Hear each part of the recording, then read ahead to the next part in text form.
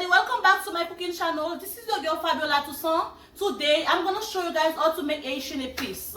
Please, if you're new to my channel, please don't forget to subscribe. Bonjour, bonsoir, non pas c'est Fabiola Toussaint. Je dis à vous pas montrer comment pour nous faire épis haïtiens. Si vous pouvez abonner à la chaîne là, please abonnez ensemble avec moi. Parce que tout bagage me parle besoin, me pas montrer tout bagage me parler petit par petit pour nous comprendre. Merci beaucoup, restez branchés ensemble avec nous. Everybody, that's everything we're gonna need. We're gonna need some fresh garlic. We're gonna need some green onion. N'a besoin l'ail, n'a besoin poro. I'm sorry, n'a besoin poro. N'a besoin thym. We're gonna need thyme, and let me guys just show you the name. We're gonna need some black pepper. N'a besoin poivre. We're gonna need Maggi, and n'a besoin Maggi. We're gonna need red pepper and green pepper. On a besoin piment vert douce avec piment rouge. We're gonna need parsley. We're gonna need some vegetable oil or olive oil. I'm gonna use olive oil instead of vegetable oil. And what I'm gonna do now, guys, I'm gonna go wash all my ingredients. Everything I'm gonna need, I'm gonna just go wash it. I'm gonna cut it, and I'm gonna show you guys how to make it. Ça me fait qu'on y a mon yo, on va laver, on va couper yo. Les fini on va laver, on va venir dans bol ensemble avec eux et m'a montrer comment on faire. Restez branchés ensemble avec.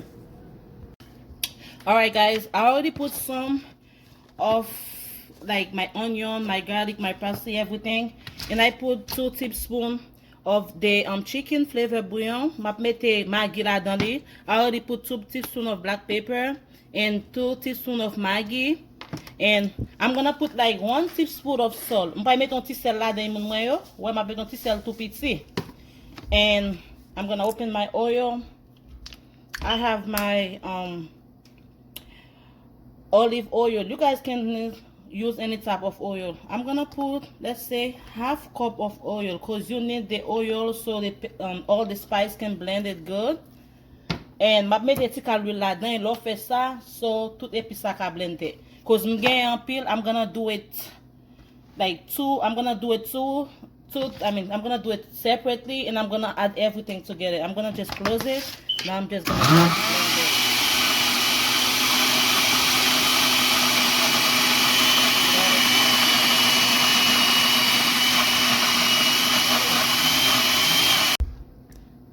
Alright, guys, instead of doing it separately, I'm just gonna still add it because I see there's still more space. Ça m'a fait qu'on y a m'a mette toujours là-dedans.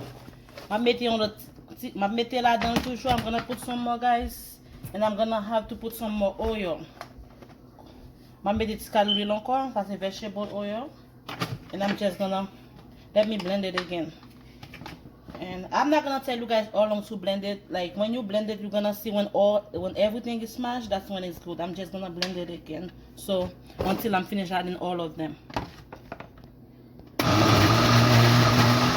Alright, guys, I've been blended all my ingredients for like 4 to 5 minutes. Let's say like maybe 4 to 7 minutes. That depends until you see all your ingredients smashed all the way. M'ta blender li pour like 4 pour 7 minutes.